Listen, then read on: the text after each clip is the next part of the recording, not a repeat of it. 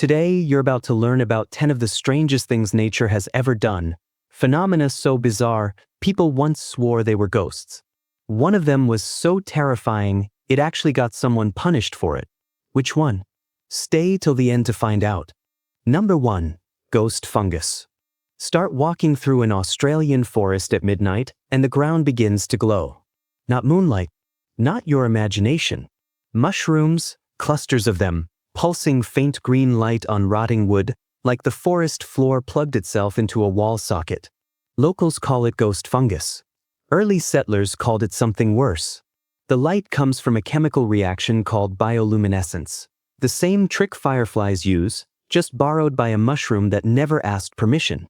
Here's the twist. The mushroom isn't glowing for you. It's glowing to attract insects, who track spores across the forest like tiny glowing mail carriers. Funny thing about evolution, it doesn't care that it's terrifying you. It just wants the job done. So the next time a log looks haunted, remember, it's just biology working the night shift. But glowing wood was only the beginning of the forest tricks. Number 2. St. Elmo's fire. Picture yourself on a ship, centuries ago, sailing straight into a storm. Suddenly, the mast begins to glow, a crackling blue-violet flame licking up the wood, hissing softly, but nothing burns. Sailors called it St. Elmo's fire, and depending on the century, it was either a demon's warning or a blessing from their patron saint. Science calls it something less poetic: plasma. When a storm builds enough electrical charge in the air, it ionizes the gas around any pointed object, a mast, a spire, even your own hair, and that ionized air glows. It's the same physics that lights a neon sign, just borrowed by the sky during a storm. Here's the twist that would have comforted terrified sailors. St. Elmo's fire actually means the danger is passing, not arriving. The charge was already discharging safely. Sometimes the ghost isn't the threat. It's the relief, wearing a scarier costume. Number 3. Foxfire. Bring that same electric storm back down to earth, into a forest after heavy rain, and you'll find another glow: foxfire. Not a fox. Not fire. Just decaying wood, laced with thread-like fungal mycelium, glowing faint green in total darkness.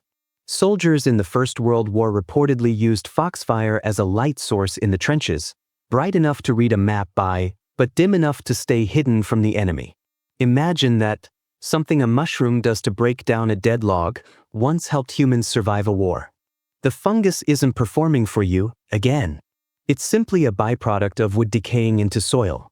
But older European folklore had other ideas. They blamed fairies, carrying tiny lanterns through the woods at night. Strange to think the same biological glow terrified peasants and guided soldiers. Centuries apart, same green light, completely different meaning. Number 4. Brocken Spectre. Now leave the forest floor behind and climb a mountain into the fog. If the sun is behind you and the mist ahead is just right, you'll see a giant human shadow, your own, stretched and looming across the clouds, sometimes wrapped in a rainbow-colored halo.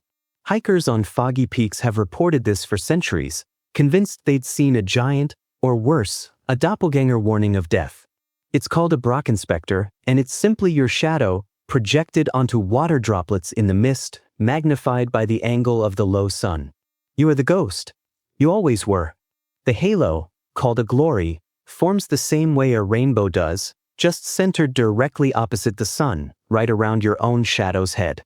Some hikers, convinced they were being followed, panicked badly enough to stumble. The real danger was never the shadow. It was how fast fear can move your feet in the wrong direction. Number 5. Dead man's fingers. Fear can also come from something far smaller than a mountain shadow. Look down at the base of a rotting tree stump, and you might find dark, swollen fingers pushing up through the soil, pale at the tip, blackened toward the base, disturbingly like a corpse's hand reaching out of a grave. It's a fungus, aptly named dead man's fingers. It isn't hunting you. It's another decomposer, breaking down dead with the same way ghost fungus and foxfire do, just without the glow and with a far more upsetting shape. Here's the strange part. This fungus can live inside a healthy tree for years before the tree even shows symptoms, quietly waiting for the wood to die before it finishes the job. Old graveyards and forest floors are its favorite home, not because it craves the dead, but because rotting wood happens to be everywhere humans also bury their dead. Coincidence built an entire legend. Number 6. Blood falls. If a fungus shaped like fingers unsettled you, brace yourself for a glacier that bleeds. In Antarctica, a waterfall the color of fresh blood pours out from beneath the ice, staining the white glacier crimson for meters at a time. For over a century, nobody knew why. Early explorers guessed algae. They were wrong.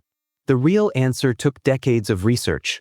The water comes from a lake sealed under the glacier for millions of years, cut off from oxygen, rich in dissolved iron.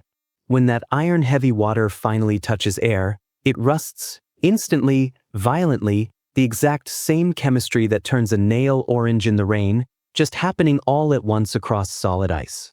The glacier isn't wounded. It's rusting. And somewhere beneath that ice, an ecosystem of ancient microbes has apparently been surviving in total darkness, sealed away from the sun. If that doesn't unsettle you a little, nothing will. Number 7. Sailing stones. Ancient darkness under ice is strange enough.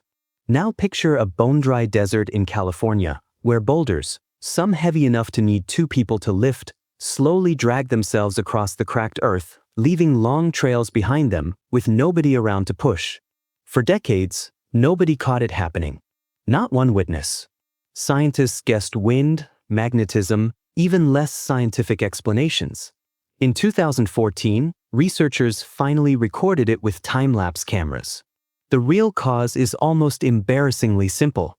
Rain fills the dry lakebed with a thin sheet of water, which freezes overnight into a paper-thin layer of ice.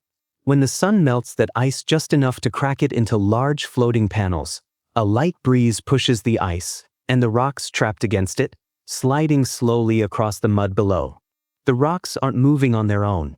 They're hitching a ride on a raft of ice, one gust at a time. Nature's slowest magic trick, solved by patience. Number 8. Sea sparkle. If rocks can sail on ice, water can seem to catch fire. Walk along certain beaches at night, disturb the waves with your foot, and the ocean can erupt in electric blue light, wrapping around your ankles like liquid lightning. It's called sea sparkle, millions of microscopic plankton, flashing light the instant they're physically disturbed. Not for you. It's a defense mechanism meant to startle whatever predator just touched them, like a car alarm going off in the middle of the ocean. Sailors for centuries described waves that appeared to glow, trailing behind their ships for miles. It wasn't fire. It wasn't magic. It was countless single-celled organisms, each one invisible alone, powerful enough together to light up a coastline.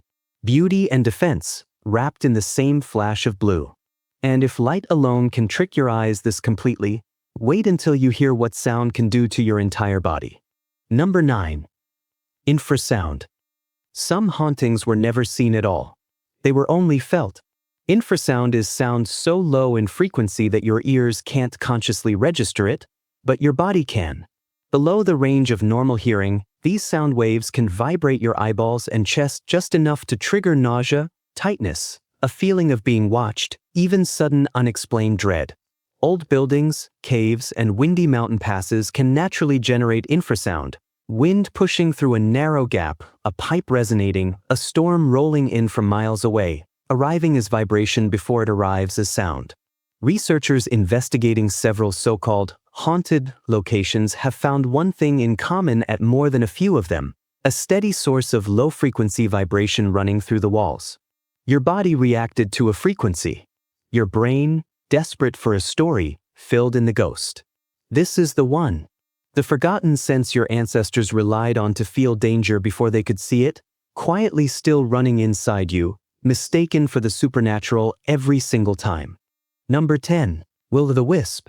Walk deeper into the wetlands, and the ghost fungus isn't alone. Picture a small blue flame hovering just above a swamp, always a few steps ahead of you, no matter how fast you walk.